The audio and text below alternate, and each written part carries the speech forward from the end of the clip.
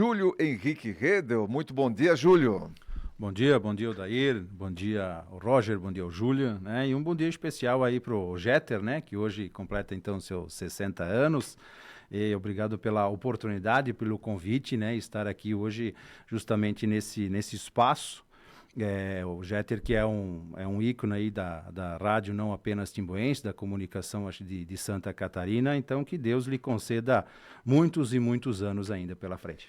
Muito bem, o Jeter que está viajando e o Júlio com a responsabilidade aí de substituí-lo nesse período de hoje até o dia 8, 9 de dezembro, Júlio. Vamos lá. Então, o Analisando de hoje, Júlio, nós temos o seguinte. Ontem aí foi sancionada a lei do imposto de renda, né, da isenção até R$ 5.000 a partir do ano que vem para as pessoas com relação ao imposto de renda. Temos aí também o Jair Bolsonaro iniciando o cumprimento da sua pena lá nas dependências da Polícia Federal mesmo. Né? Não foi concedido até o momento a possibilidade dele fazer o cumprimento em casa, como ele já estava fazendo, né? Já estava preso em casa, e começa agora o cumprimento da pena. Ou seja, o Lula anunciando suas bondades, o Jair Bolsonaro sendo preso, um cenário perfeito para encobrir tudo aquilo que está acontecendo no país nesse momento, Júlio. Então, podemos dizer que, não oficialmente, mas que a campanha, né, para a reeleição do governo Lula está lançada, né? Com o seu maior opositor preso, né? Por isso que eu acredito que não seja liberada tão cedo essa questão das suas liberdades, talvez dessas suas, não liberdades, mas dos seus alguns agrados, até pela questão da condição de saúde dele, né? Mas está ali, está preso, a principal pedra no sapato do atual governo está, além de inelegível, agora está inacessível. E tudo isso, lembremos nós, com o aval da Suprema Corte, né? Então não vamos entrar na questão de mérito aqui, porque para mim e acredito que muitos dos nossos ouvintes, a gente já saiba que isso foi uma ação, um julgamento político, né? Além de Bolsonaro, a condenação aí de mais 4 generais, 4 estrelas, e que talvez alude aí uma vingança que venha lá de 1964 ainda, né? Porque hoje a turma que a gente vê no governo hoje é aquela turma do golpe lá atrás de 64. Então essa vingança ela vinha, então por isso que tem uma turma ali dentro do governo comemorando ferrenhamente justamente essas prisões, não daqueles lá, mas mostrando agora. Aquelas pessoas que na época eram bandidos, eram assaltantes de banco, que inclusive hoje temos uma dessas conduzindo o banco do BRICS. Então, para a gente entender o cenário que hoje a gente está envolvido. E aí, entrando nessa questão das benesses agora do governo, essa situação do imposto de renda, né? Então, ficamos contentes aí com essa liberação de quem ganha até R$ 5.000, mais uma isenção de quem ganha aí até 7.350, mas como dito pela própria página do governo, é uma das medidas mais aguardadas de 2025. É muito pouco essa medida apenas, né? Ou somente essa. Porque se a gente avaliar, e como bem disse, né, eu vou trazer aqui, né, o Lula em seu discurso ontem colocou, né, abre aspas, combater a desigualdade é termos a capacidade de nos indignarmos com aquilo que está errado. E aí eu concordo com ele, né? Mas continuando, o bom governante se preocupa com aqueles que são invisíveis. Muito dinheiro na mão de poucos significa miséria, mas pouco dinheiro na mão de muitos significa distribuição de riqueza. Mas pouco dinheiro, dou ênfase aqui, mas pouco dinheiro na mão de muitos significa distribuição de riqueza. Para um país hoje que a gente tem 50% da população recebendo algum benefício do governo, isso é muito pouco para cumprir e para, né, suprir essa desigualdade de renda. Né? Qual é o plano do governo nesse último ano, ou nesses últimos anos de governo, que fala sobre essa desigualdade, sobre geração de emprego, de renda, de incentivo às empresas? Porque desde muito tempo a gente vê essa perseguição ao empresário. E aí, quando você recebe a sua folha de pagamento, você vê lá o imposto de renda. E agora vai ter uma isenção. Então, é muito pouco isso, né? O INSS, falaste há pouco, né, sobre o rombo do INSS, também é descontado de nós o INSS. Aquele INSS que vai para pensões, que vai para benefícios.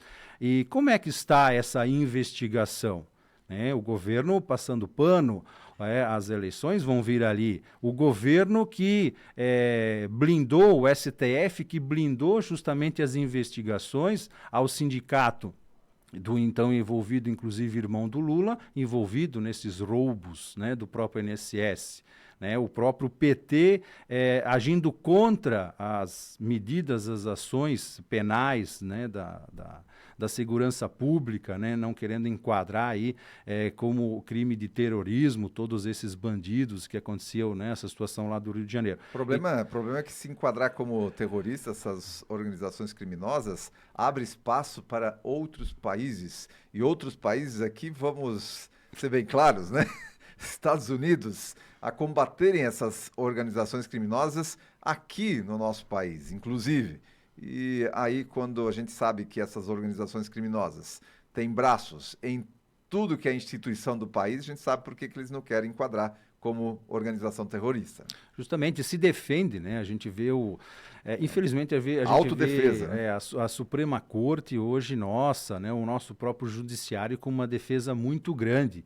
Então, num país, a gente tem que se questionar como cidadão, né? O que é realmente essa democracia relativa que se fala, essa questão da liberdade, porque hoje é onde a gente tem uma condenação de uma pessoa que pichou uma estátua a 17 anos de prisão.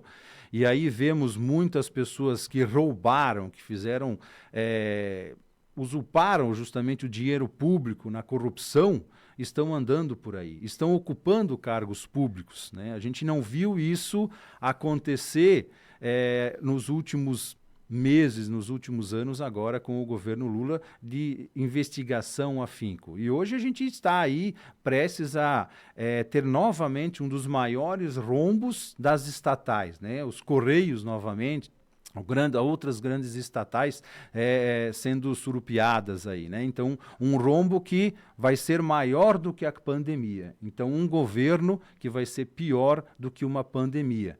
Então, é triste o cenário que a gente avança e começa a enxergar lá para frente.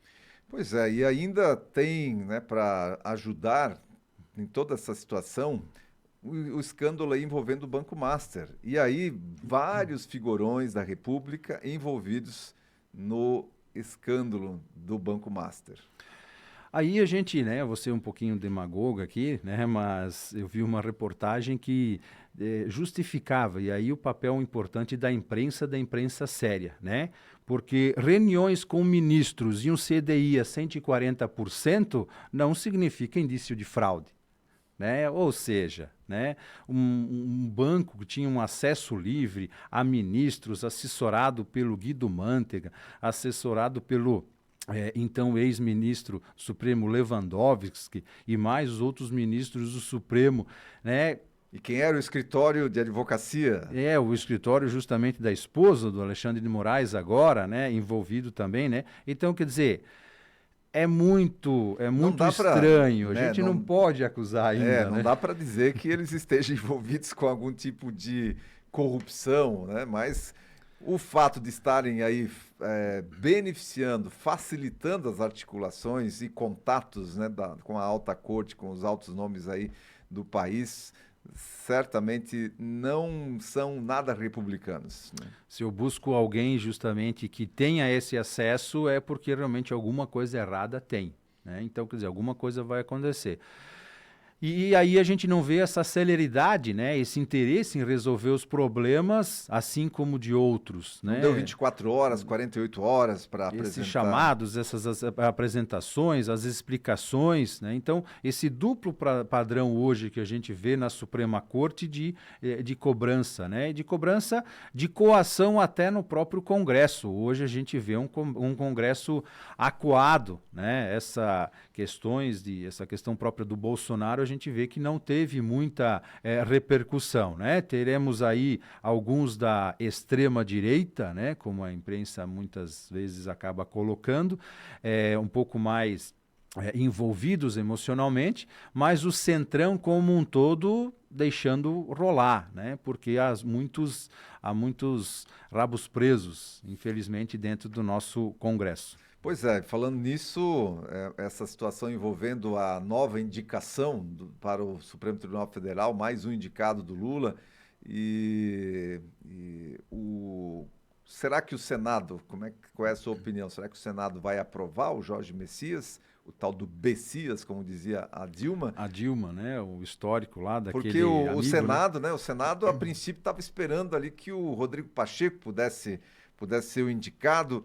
Então, será que pela primeira vez em muitos anos aí nós vamos ter uma não aprovação de um nome indicado pelo governo ao Supremo Tribunal Federal? O governo Lula está um pouquinho receoso porque, justamente numa forma de repressão, eu acho que por essa não indicação do Pacheco, justamente colocaram a votação, acho que para a segunda semana de dezembro, né? E já é uma semana já, né? Já começa a ficar um pouco meio deserto aquele congresso já. Então, essa grande preocupação. Haverá, sim, uma necessidade do governo mobilizar todos os seus entes queridos, com talvez alguns agrados, né, algumas cestas um pouquinho mais recheadas, para que estejam presentes na votação. E aí a pressão popular aí talvez possa fazer um pouquinho a diferença. Mas, né, não acredito que mude muito, né? Eu acredito que, infelizmente, teremos mais um amigo do presidente Lula, né, que reforça o seu caráter de mentiroso, porque na sua campanha ele disse que seria inadequado justamente a indicação de pessoas com algum vínculo, né? E aí indicou o seu advogado particular, né? Indicou um primeiro-ministro comunista da história à Suprema Corte, e agora a indicação um dos seus maiores amigos e aliados, né? Que talvez tivemos aí já na história passada do Mensalão. Nada está tão ruim que não possa piorar. Eu acho que essa frase diz tudo para essa indicação aí ao Supremo Tribunal Federal, né? Faz-nos repensar ano que vem, porque ano que vem é um ano complicado, né, em cima da questão do cenário econômico, né? Hoje já temos a questão das imposições, das taxações, ano que vem Copa do Mundo e ano que vem eleições. A pergunta que fica né, será que a gente vai precisar votar ou o resultado já está definido?